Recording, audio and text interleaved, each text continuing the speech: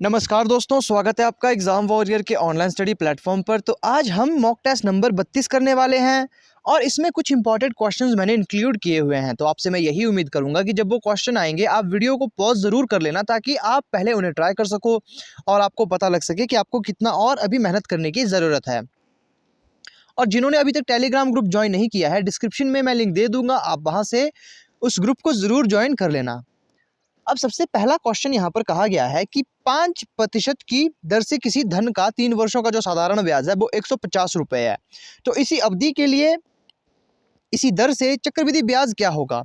तो सबसे पहले हमें प्रिंसिपल फाइंड करना होगा। प्रिंसिपल फाइंड करने का जो फॉर्मूला है वो मैं आपको बता चुका था जब मैंने आपको बेसिक से ये चीज़ें करवाई थी। तो प्रिंसिपल हमारे पास नहीं दिया गया, तो इसका फॉर्मूला होता है SI into 100 R into T, rate into time. तो यही हम यहाँ पर फॉर्मूला लगाएंगे। ऐसा ही हमारे पास सिंपल इंटरेस्ट हमारे पास 150 है, गुणा 100 करेंगे। रेट हमारे पास 5 दिया गया है, समय हमारे पास 3 वर्षों का दिया गया है। जब आप इसे काटोगे तो यहाँ पर आ जाएगा 1000।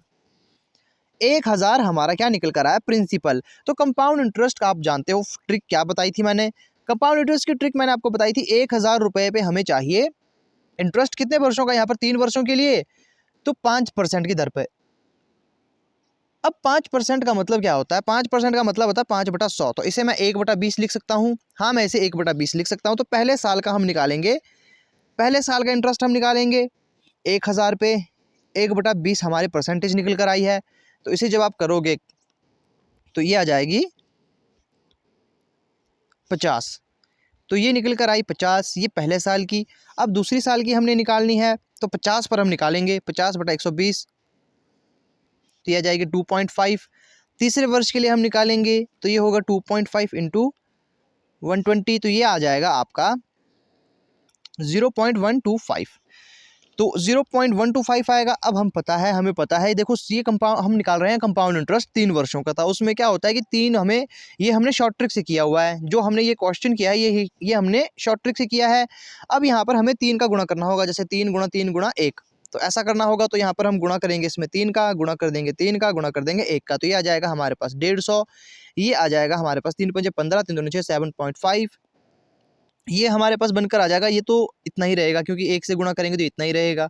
तो जब आप इसे जमा करोगे तो ये हमारे पास आ जाएगा 157.625। तो ये हमारा आंसर आ जाएगा। तो ये कंपाउंड इंटरेस्ट का हमारे पास निकल कर आया है ब्याज। ये हो चुका पहला क्वेश्चन हमारा ठीक। तो इसमें हम यहाँ पर टिक लगा लेंगे इस वाले आंसर को, ये हमारा ठीक हो चुका। अब नेक्स्ट क्वेश्चन की बात करते हैं। यहाँ कहा गया है राहुल एक फुटबॉल 490 रुपये में खरीदा और 5% की हानि पर बेच दिया। तो यहाँ फुटबॉल आएगा, तो फुटबॉल का विक्रय मूल्य ज्ञात कीजिए। अब ऐसे क्वेश्चन काफ़ी इजी लेवल के हैं, ये तो आपको आने ही चाहिए। अगर आपको ये क्वेश्चन नहीं आते तो आपको थोड़ी सी ज़्यादा मेहनत करने की ज़रूरत है। ये काफ़ी बेसिक सा क्वेश्चन था। अब हमारे पास दिया गया है कॉस्ट प्राइस किसी वस्तु का जो कि है 490 रुपये, और यहाँ पर लॉस की परसेंटेज भी दी गई है, 5% हमें लॉस हुआ है। तो अब करना क्या है? तो सीधे से यहाँ पर क्वेश्चन को हम सॉल्व कर देंगे। हमारे पास जब कॉस्ट प्राइस दिया गया है, गुणा करेंगे, सेलिंग प्राइस निकालने के लिए 100 में से माइनस करना होता है क्या? जो लॉस हुआ है, अगर प्रॉफिट हुआ होता तो प्लस करते हैं बटा 100, ऐसा करते हैं, है ना? तो माइनस 5% का लॉस बटा 100। तो यहाँ आ जाएगा हमारे पास, इसे मैं थोड़ा सा यहाँ लिख लेता हूँ ताकि नेक्स्ट क्वेश्चन के लिए भी जगह बचे। तो 490 को जब हम गुणा करेंगे ये हो जाएगा 95 इंटू 100। तो ये हमारे पास संख्या निकल कर आई। अब जब हम इसे काटेंगे तो हम इसे काटेंगे, देखो ये कट गया हमारा, 1 0 से 1 0, यहाँ आ जाएगा 2, यहाँ आ जाएगा 5 19। तो इसे जब हम काटेंगे तो ये आएगा हमारा 9.5। तो 9.5 को जब हम 49 से गुणा करेंगे तो हमारा जो आंसर आएगा वो आएगा 465.50। तो 465 जहाँ पर भी आंसर है, तो 465 रुपये की हमने उस चीज़ को बेच दिया।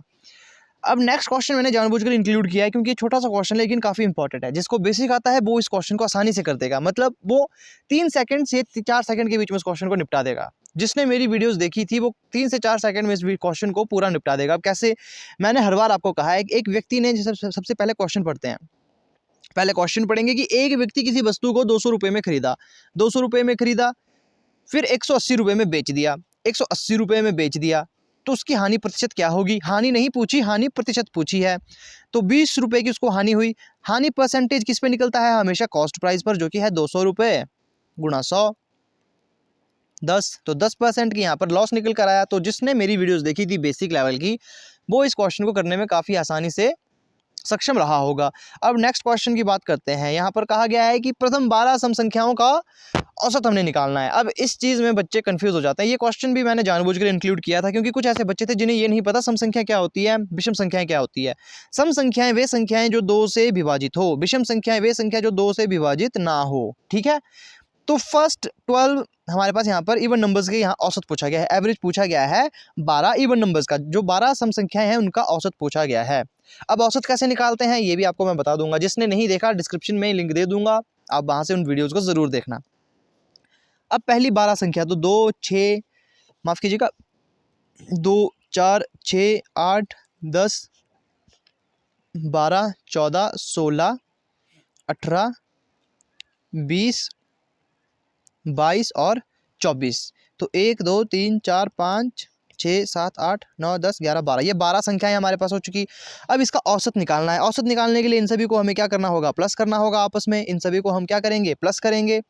तो प्लस करेंगे तो यहाँ आप देखोगे हमारे पास संख्या क्या क्या दी गई है। सबसे पहले 2, 2 में 4 करेंगे तो 6, 6 दूने 12, 12 में जब हम यहाँ पर 8 का ऐड करेंगे तो 20, 20 तो फिर 30, 30 में जब हम 12 जोड़ेंगे 42, 42 में 46, 46 तो फिर 56, 56 में जब जोड़ेंगे 62, 62 72, 72 में जब इसे जोड़ेंगे 80, 90, 90 तो फिर 110, 132, 156। तो 156 हमारे पास यहाँ पर संख्या आई।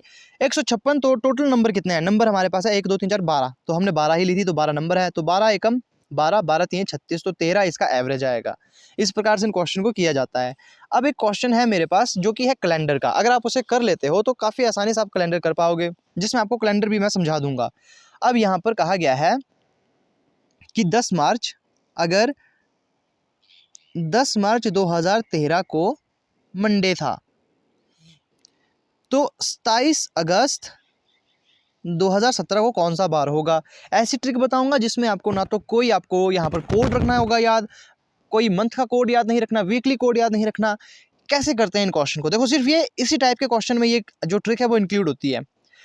अब ट्रिक थोड़ी सी लेंथी तो नहीं है, मतलब हल्की सी है, मतलब आपको यहाँ पर 20 से 30 सेकंड आपको लग जाएंगे इसको करने में। सबसे पहले आपने क्या करना है, आपने सबसे पहले डेट को लेना है। डेट में आपने इसका माइनस कर दो, 17 आ गया। अब 17 में भाग दे दो 7 का, भाग दे दो 7 का। जब आप 17 में 7 का भाग दोगे तो 7 7 दूने 14, तो 3 हमारा शेषफल बच रहा है। उस रिमाइंडर को हमने यहाँ लिख लेना है, ठीक है, उस रिमाइंडर को हमने यहाँ लिख लेना है। तो 3 हमारा रिमाइंडर बच गया। अब मार्च से हमने अगस्त तक जाना है, लेकिन अगस्त के महीने को इंक्लूड नहीं करते। इसमें भी वैसे ही करेंगे। मार्च में 31 दिन होते हैं, उसमें 7 से भाग दे दो, 7 चौक 28 होता है। 28 में 28 अगर आप इस 31 में घटाओगे तो 3 हमारे पास बच रहा है, तो इसका रिमाइंडर हमारे पास आएगा 3। तो इस तरह से इसको जोड़ो। मार्च का हमारे पास 3 बचता है। मार्च अप्रैल का हमारा 2 बचेगा क्योंकि 30 दिन होते हैं उसमें। 30 दिन को जब 7 से भाग दोगे, 7 चौके 28, तो रिमाइंडर हमारा 2 बचता है ना। तो इसी तरह से हम आगे भी करेंगे, सिर्फ अगस्त को नहीं लेंगे, अगस्त से पीछे वाला महीना लेंगे।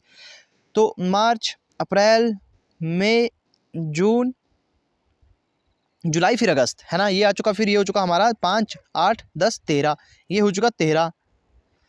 अब यहाँ पर आप देखोगे ईयर, ईयर में आपने एक चीज़ ध्यान देनी है। जैसे कि अगर आपके पास ईयर दिया गया है साधारण वर्ष, साधारण वर्ष से जब हम दूसरे ईयर में जाते हैं तो उसमें एक दिन ऐड होता है। जैसे मान लो 1 जनवरी को, अगर 1 जनवरी 2013 को अगर सोमवार था तो 1 जनवरी 2014 को मंगलवार होगा, है ना, एक दिन बढ़ जाएगा। तो बस ऐसा ही करना है। और जब लीप वर्ष आता है तो उसमें 2 दिन बढ़ जाते हैं। और लीप वर्ष और साधारण वर्ष का अंतर कैसे करें, पता कैसे लगाएं, कौन साधारण वर्ष कौन लीप वर्ष। जो ईयर 4 से पूरी तरह से विभाजित हो वो कहलाता है लीप वर्ष, जो 4 से विभाजित ना हो वो कहलाता है साधारण वर्ष। तो ये हमारा जो 13 है ये है कोई साधारण वर्ष। तो हमने 2016 तक लेना है, 2017 तक नहीं जाना, 2016 तक लेना है। तो 2013 में हमारे पास एक दिन बढ़ेगा। 2013 तो 14 में भी एक दिन, 15 में एक दिन, है ना, 15 में कितना, एक दिन बढ़ेगा। अब 2016 हमारा लीप वर्ष है, ये 4 से पूरा कट जाता है, तो इसमें हमारा 2 दिन बढ़ेगा। तो इसमें यहाँ पर अपने प्लस कर देना है 2। बाकी यही था आपका कितना, ये देखो 2013 का, फिर 14, 15, 16 का, 17 का हम लेंगे नहीं, तो इसे ऐड कर लो, ये हो जाएगा हमारे पास 5। तो बस जो आपके पास ये संख्याएं ऐड हुई है इन्हें आपस में जोड़ दो। 3 को 13 से जोड़ा 16 हो गया, 16 को 5 से जोड़ा 21 हो गया। तो 21 को फाइनली भाग दे दो 7 से, 0 रिमाइंडर, मतलब 0 दिन इसमें ऐड होंगे। इसमें 0 दिन ऐड होंगे, मतलब सोमवार ही होगा उस दिन भी, है ना, उस दिन भी क्या होगा, सोमवार ही होगा। तो इस प्रकार से कैलेंडर के कुछ क्वेश्चन होते हैं जिसको आसानी से हम ट्रिक से कर सकते हैं। अब बात करते हैं आज के मेन क्वेश्चन की। अब इस क्वेश्चन में कहा है कि ABCDEFG और H के अंदर की ओर मुंह कर कर एक वृत्त के टेबल के गिर्द बैठे हुए हैं। दो पुरुष या दो महिलाएं एक साथ निकट पड़ोसी नहीं है। मतलब कि इसमें कुछ पुरुष हैं, कुछ महिलाएं हैं। दो पुरुष और महिलाएं एक साथ नहीं आए हैं। मतलब जैसे कि अगर ये वृत्त है आपका, केंद्र की ओर मुंह करके एक वृत्ताकार में टेबल में बैठे हैं, यहाँ पर आपके 8 व्यक्ति हैं, तो ऐसा नहीं होगा कि यहाँ पर भी कोई महिला आ रही है और यहाँ पर भी महिला आ रही है, यहाँ पे कोई पुरुष, यहाँ पर भी कोई पुरुष। मतलब ऐसा आएगा कि एक महिला फिर एक पुरुष, फिर एक महिला फिर एक पुरुष, है ना। कुछ इस प्रकार से यहाँ पर लॉजिक बैठा हुआ है। तो चलिए इस क्वेश्चन को करते हैं। यहाँ पर आगे कहा गया है AH की पत्नी है। चलो ठीक है, क्वेश्चन को करते हैं। हम क्वेश्चन को यहाँ से सीधा करेंगे तो 1 2 3 4 5 6 7 8। एक चीज़ याद रखिए, मैं प्लस का चिन्ह करूँगा लड़के के लिए, मेल के लिए, और फीमेल के लिए करूँगा मैं माइनस का चिन्ह यूज़, ठीक है। इससे आसानी रहेगी क्वेश्चन करने में। अब यहाँ कहा है कि AH की पत्नी है। जो A है वो किसकी पत्नी है, H की पत्नी है। अब A E के बाएं तीसरे स्थान पर बैठी है। अब मान लो E हमारी यहाँ पर बैठी है और ये केंद्र की ओर देख रही है। A E के बाईं ओर तीसरे स्थान पर है। A E के बाईं ओर तीसरा स्थान, तो बाईं ओर तीसरे स्थान पर पहला दूसरा तीसरा, तो A यहाँ पर ऊपर आ जाएगी। A ऊपर आएगी, ऊपर क्यों आएगी, क्योंकि H की पत्नी है तो ये आएगी फीमेल हमारी, माइनस का चिन्ह मैं यहाँ लगा लूँगा। अब यहाँ कहा गया है F D के दाईं ओर दूसरे स्थान पर है। D A या E का निकट पड़ोसी नहीं है। ये भी यहाँ पर हमारे पास क्लू मिल चुका। जो F है वो D के दाएं दूसरे स्थान पर बैठा है। F D के दाएं दूसरे स्थान पर। मान लो अगर आपका यहाँ पर D कहाँ कहाँ आ सकता है, जैसे एक तो आपका अगर मैं D यहाँ ले लूँ, है ना, क्योंकि ये बस A और E का पड़ोसी नहीं होना चाहिए। अब E कहाँ आएगा ये भी हमें नहीं पता। E यहाँ नीचे है, E यहाँ नीचे है, तो मतलब यहाँ नहीं आएगा। यहाँ पर दो कंडीशन बनती है, D यहाँ नहीं आएगा, D यहाँ नहीं आएगा, D यहाँ नहीं आएगा, D यहाँ नहीं आएगा। दो जगह बचती है, कौन कौन सी, एक तो ये बचती है D के लिए और एक ये बचती है। तो चलो पहले कंडीशन में हम ये मानकर चलते हैं कि D जो है वो है यहाँ पर। पहली कंडीशन में ये मानकर चलता हूँ मैं कि D यहाँ पर है। चलो यहाँ पर ही मान लेते हैं इसको, D यहाँ पर है और D के यहाँ पर कहा गया है D के F जो है वो D के दाएं दूसरे स्थान पर है।